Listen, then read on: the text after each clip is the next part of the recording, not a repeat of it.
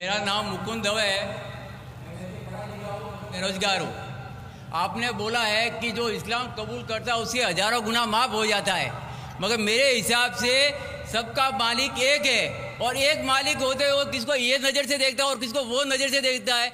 हिंदुओं को माफ़ नहीं करेगा और जो इस्लाम धर्म स्वीकार करता है उसको माफ़ कर देगा। ये कौन सा ऊपर वाले का कानून है जो मेरी समझ में नहीं आ रहा है। बहुत अच्छा सवाल, बहुत अच्छा सवाल। मालिक एक तो सारे इंसानों के लिए अदल भी एक होता है। बहुत अच्छा सवाल, बहुत अहम सवाल। भाई का सवाल है कि ये किधर क्या मुसलमानों को माफ़ करता है, हिंदू को नहीं माफ़ करता है। मैंने आपसे कहा कि जो इंसान नाम का मुसलमान है, उसका नाम मोहम्मद अब्दुल्ला जाकिर है, तो वो काफ़ी नहीं जन्नत में जाने के लिए। मुस्लिम का मतलब वो इंसान जो अमन हासिल करता है अपनी ख्वाहिश अपनी मर्जी से खुदा के अहकामात पे अमल करने के बाद। यानी जो इंसान अपने मालिक के अहकामात पे अमल करता है वो सच्चा इंसान है। वो नाम का क्या है उसका मैं कोई लेना देना नहीं। यहाँ मैं कह रहा हूँ कि जो इंसान अल्लाह के अलावा किसी के साथ शिर्क कर रहा था, आज शिर्क करना छोड़ दिया, आज उसके गुनाह माफ़ होंगे। चाहे कोई भी हो, आप भी अगर कहते कि मैं शिर्क करना छोड़ दूंगा, अल्लाह के अलावा किसी और की इबादत नहीं करूंगा जो हिंदू मज़हब की किताब में लिखा है, और मैं मानूंगा आखिरी पैगंबर मोहम्मद सल्लल्लाहु अलैहि वसल्लम में, चाहे आप ईसाई है, चाहे आप हिंदू है, चाहे आप यहूदी है, आज आप अगर अपने मालिक का कहना मानेंगे तो आपका मालिक आपको माफ़ करेगा। लेकिन अगर आप कहेंगे मेरा मालिक एक, लेकिन मालिक का कहना नहीं मानेंगे तो मालिक कैसा माफ़ करेगा। मिसाल के तौर पे एक एग्जामिनेशन होता है, टीचर सारे तालिबे इल्म के लिए बराबर है। टीचर एक साल के लिए सारे तालिबे इल्म सारे स्टूडेंट्स को सिखाता है, बराबर। लेकिन एग्जामिनेशन में जो टीचर पूरे साल भर सिखाता है, जो तालिबे इल्म वो टीचर के सिखाए मुताबिक एग्जामिनेशन पेपर में लिखता है वो पास हो जाएगा। जो तालिबे इल्म टीचर जो सिखाता है उसके खिलाफ काम करता है तो टीचर क्या उसको पास करेगा? चाहे वो हिंदू मुस्लिम हो ईसाई हो, जो टीचर सिखाता है उसके ऊपर वो तालिबे इल्म उसके मुताबिक इम्तिहान देता है वो पास होगा। आपका मालिक हमारा मालिक एक है, सारी किताबों में लिखा है, हिंदू मज़हब की किताब में, यहूद मज़हब की किताब में, ईसाई मज़हब की किताब में, इस्लाम मज़हब की किताब में, सिख मज़हब की किताब में कि मालिक एक है। मालिक के अलावा किसी की इबादत नहीं करना चाहिए, खुदा के अलावा किसी की इबादत नहीं करना चाहिए। कल मैंने फरमाया था कि उस खुदा की कोई प्रतिमा नहीं, कोई अक्स नहीं, कोई फोटोग्राफ नहीं, कोई पिक्चर नहीं, कोई बुत नहीं, कोई मूर्ति नहीं। फिर अगर आप मूर्ति देंगे तो आप मालिक का कहना नहीं मान रहे।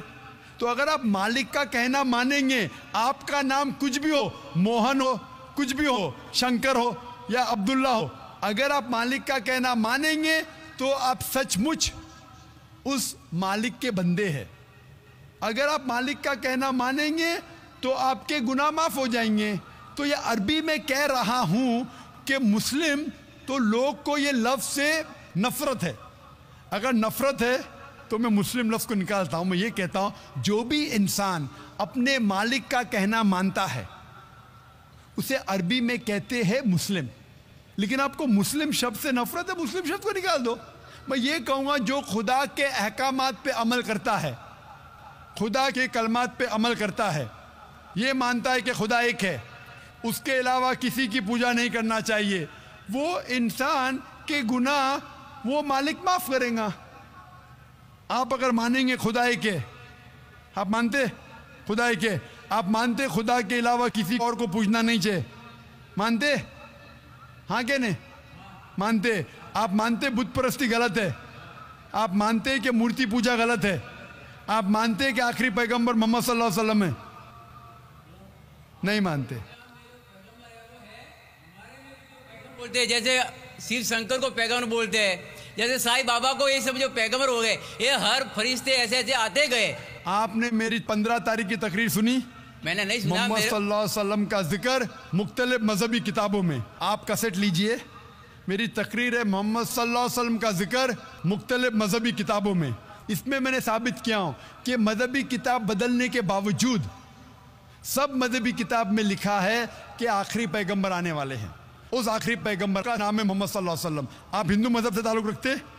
हिंदू मजहब की किताब में लिखा है, भविष्य पुराना पर्व 3 खंड 3 अध्याय 3 श्लोका 5 से 8 में लिखा है भविष्यवाणी मोहम्मद सल्लल्लाहु अलैहि वसल्लम की। आप पढ़ेंगे भविष्य पुराना पर्व 3 खंड 3 अध्याय 3 श्लोका 10 से 27 में मोहम्मद सल्लल्लाहु अलैहि वसल्लम का जिक्र है। आप कुंटब सुक्ता पढ़िए, अथर्वा वेद में लिखा है, किताब number 20 him number 127 shloka number 1 से 14 में लिखा है मोहम्मद सल्लल्लाहु अलैहि वसल्लम के बारे में। आप पढ़िए अथर्वा वेद किताब नंबर 20 अध्याय नंबर 21 श्लोका नंबर 6 और 7 में मोहम्मद सल्लल्लाहु अलैहि वसल्लम का जिक्र है।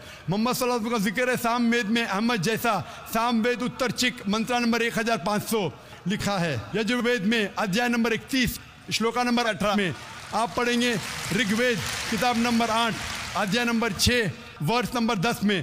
आप अगर पढ़ेंगे अथर्वा वेद किताब नंबर 8 अध्याय नंबर 5 श्लोका नंबर 16 में मोहम्मद सल्लल्लाहु अलैहि वसल्लम के बारे में अहमद लिखा है। अथर्वा वेद किताब नंबर 20 हिम नंबर 126 वर्ष नंबर 14 में कई जगह लिखा है नाराशंसा। नाराशंसा मतलब वो आदमी जो प्रशंसा के लायक है। इसका अरबी में तर्जुमा होता है मोहम्मद। मोहम्मद सल्लल्लाहु अलैहि वसल्लम का नाम से जिक्र है हिंदू मजहब की कई किताब में। ऋग्वेद किताब number 1 hymn number 13 verse number 3, Rigveda किताब number 1 hymn number 18 verse number 9, Rigveda book number 1 hymn number 106 verse number 4, Rigveda book number 1 hymn number 142 verse number 3, Rigveda book number 2 hymn number 3 verse number 2, Rigveda book number 5 hymn number 5 verse number 2, Rigveda book number 7 hymn number 2 verse number 2, Rigveda book number 10 hymn number 64 verse number 3, Rigveda book number 10 hymn number 182 verse number 2,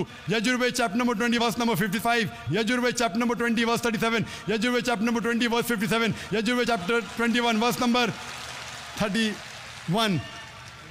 मैं सिर्फ हवाले दे सकता हूं आपकी किताबों में से सिर्फ घंटों तक, जिसमें लिखा है मोहम्मद सल्लल्लाहु अलैहि वसल्लम आखिरी पैगंबर है।